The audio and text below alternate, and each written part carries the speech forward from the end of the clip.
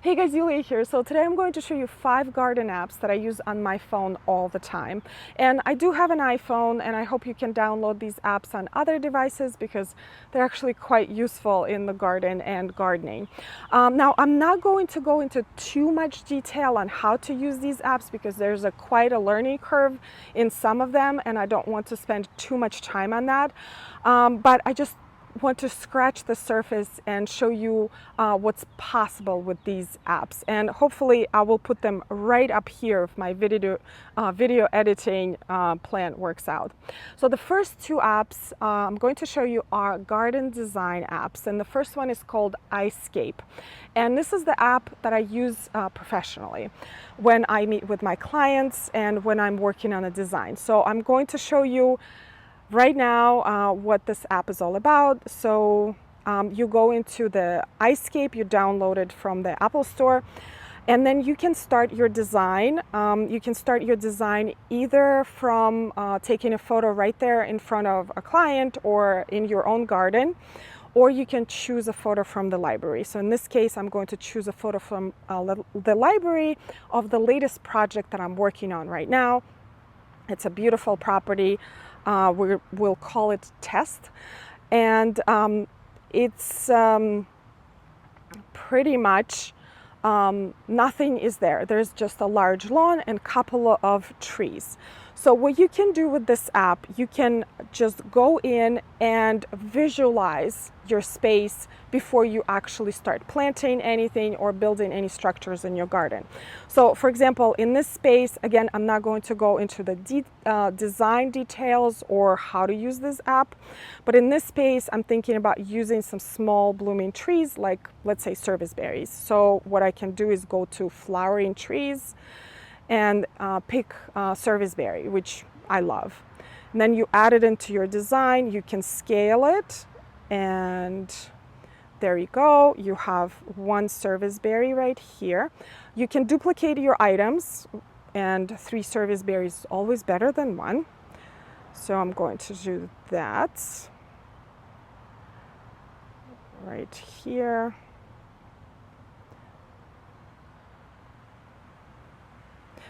And then I would like to add some shrubs, and then I will go to shrubs, flowering shrubs, and let's say I would like some hydrangeas. So you can actually search for hydrangeas. I would like a pink one here, and let's add this one, and we'll add it in the front layer of the service berries. And again, I like to mass plants, so I can duplicate different shrubs right here, something like that. Let's add 1 more on this side. And again, you can scale it, you can put 1 shrub in front of the other. It's all in this app here. Okay, and then I would like to add some perennials. So let's go into flowers, and this is a sunny spot, so perennials for sunny spot. Let's say Agastiki, which is a beautiful native perennial. Now we'll add Agastiki in here. Again, I will scale it. Oops. We'll add a drift of Agastiki.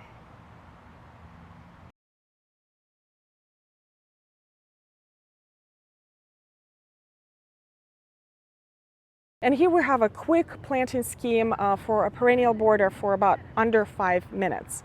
So what else you can do with this program is that you can see all of the plants that you will need in order to achieve that look. So you can start coming up with an estimate for your plants, so you can show it to your spouse or to your family, and you can show this design to your family too and tell them, hey, this is what it's going to look like. Sometimes it is quite impressive to see the space before it is actually planted or built.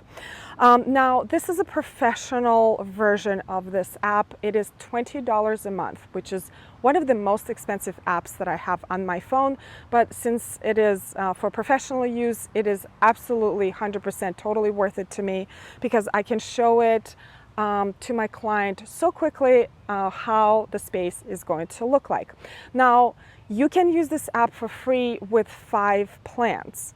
And 5 plants sometimes is perfectly fine to build a very beautiful garden bed. And if you pay $20 a month, you can cancel anytime. So you create your design and then cancel the app. But it's totally worth it to me. It's amazing. So the next app is also garden design app, and this one is only $3.99, and it's called Garden Puzzle. And what I like about this app is that it lets you see seasonal changes in your garden design, and unfortunately iScape doesn't allow that. But I would like to see what my garden will look like in the spring, summer, or fall, and this app will show you that. So when you open this app, you will actually see some houses ready to be designed. You can also put in your own garden or house or front yard, whatever space you would like to design, and then start adding trees or garden structures. So let's add a tree to this design. Let's add a maple, for example. And then let's add some shrubs.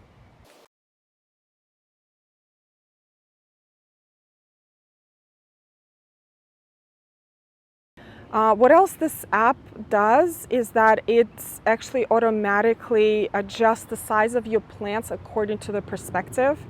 So you can see that if you put this delphinium further away, it's actually smaller. You can adjust the size yourself, but this one does it automatically. Let's do one more delphinium. And I find that this app is better to use if you have a special pen for an iPhone. Let's say we want some fountain grasses in the back over there, and I actually would like to make the fountain grasses a little bigger.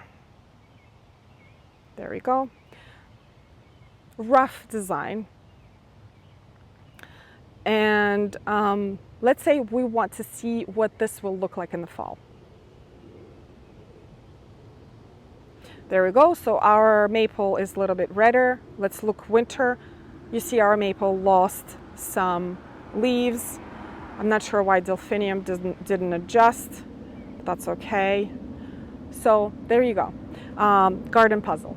The next app is a plant identification app, and I've tried a number of plant ID apps, but this one is my favorite, and it's called PlantNet.